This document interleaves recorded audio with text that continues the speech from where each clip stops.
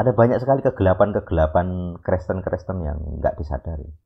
Bahkan seringkali orang bangga gitu ya, dengan sisi gelapnya.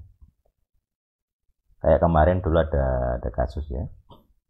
Jadi karena pemuritannya itu di siswa, maka semua siswa setiap minggu itu ada kegiatan. Ada ibadah, ada pelatihan. Akhirnya para siswa ini tidak bisa berkegiatan di gereja. Terus para pendetanya bingung. Ini jemaatku yang muda-muda kalau minggu kemana? Diselidiki. Oh, ternyata ke situ ikut kegiatan itu. Lah marahlah mereka, para pendeta.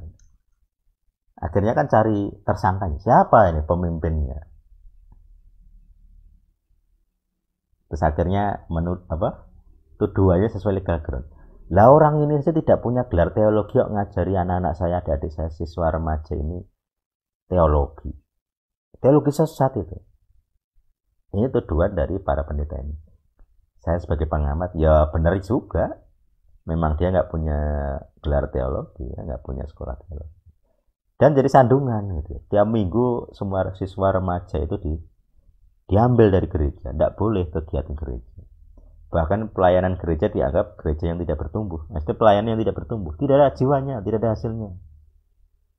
Jadi para remaja yang dicekoki dengan doktrin seperti ini akhirnya tidak mau pelayanan di gereja, karena akan merasa dihina. Gitu. Tidak ada buahnya pelayanan gereja. Nah, itu sisi gelap. Ya, sisi gelap. Makanya kita harus punya wawasan luas, kayak gereja-gereja. Ini gereja-gereja Sacred Number ya. Enggak semuanya sih, tapi ada yang bermasalah lah. Gerejanya Sacred Number. Penyembah nama suci atau pemuja nama suci.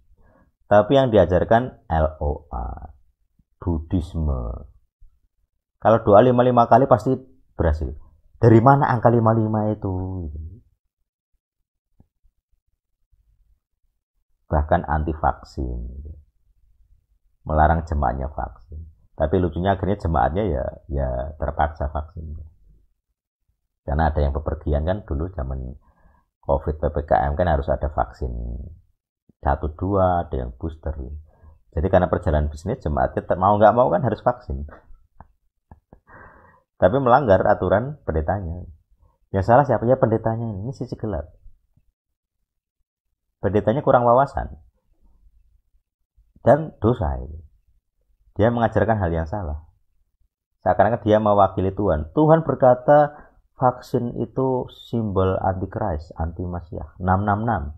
Jadi kalau kamu disuntik vaksin, kamu adalah pemilik tanda 666. Nah itu kan dia memakai nama Yahweh, memakai nama Tuhan. Sudah nyebutnya salah secara grammar. Ajarannya juga salah, melarang vaksin. Dan sekarang ya itu dianggap dusta ya. Dia tidak punya kuasa menyembuhkan, tetapi melarang orang vaksin. Artinya dia jemaatnya terkunci. Kalau dia vaksin, dia tidak beriman. Dia dianggap berdosa, mengujar nama Yahweh. Kan? Tapi kalau nggak vaksin, mati. Sakit. Makanya pemuritan itu di mana-mana, di semua golongan punya sisi gelap. Di Al-Sadik ini saya jelaskan supaya kita mengurangilah sisi-sisi gelap seperti ini. Kalau kamu dimuridkan, milikilah wawasan yang luas tentang pemuritan itu sendiri. Jadi jangan setengah-setengah gitu. Mulutnya ngomong pemuritan. Prakteknya nol gitu. Ini bahaya karena urusannya dengan Tuhan. Jadi pemuritan itu mengatasnamakan Tuhan itu yang jadi masalah. Makanya seringkali di Al-Sadik saya tidak selalu bilang ini Tuhan, ngomong ini Tuhan, tidak selalu. Jarang bahkan. Tapi seringkali saya bilang, oh saya dapat kesan. Saya tidak tahu ini setan atau Tuhan. Ya kayak tadi saya ceritakan. Kok banyak hal terjadi sesuai kehendak saya. Ini Tuhan atau setan? Ini Tuhan atau ramalan? Nah gitu ya. Cara ngujinya ada, harus diuji. Artinya walaupun itu seakan-akan dari Tuhan, tetap harus saya uji.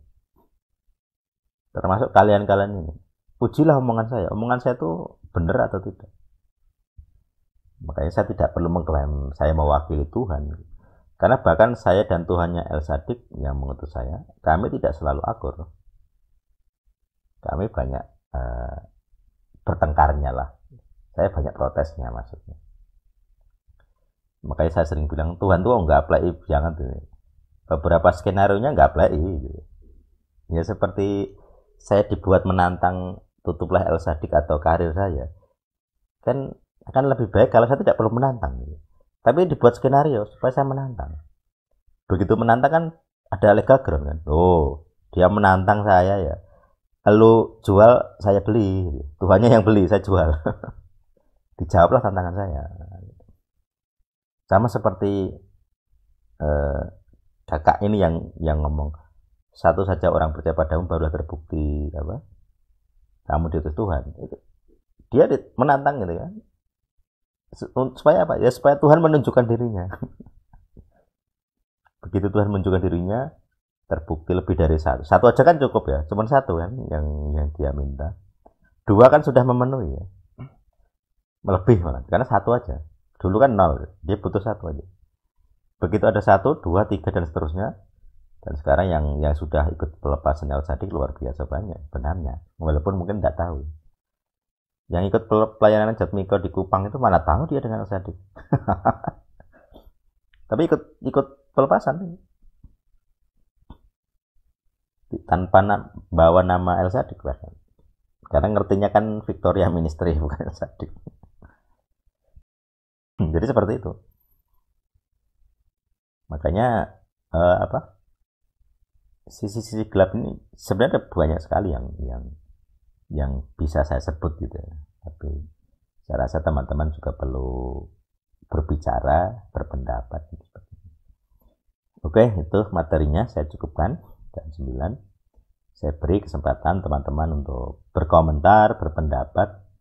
Kalau teman-teman juga pernah menemukan kasus yang serupa di komunitasmu masing-masing atau di gereja, bisa di-sharingkan juga, nanti kita bahas bersama. Baik, saya persilahkan merenungkan dan sharing atau tanya ya.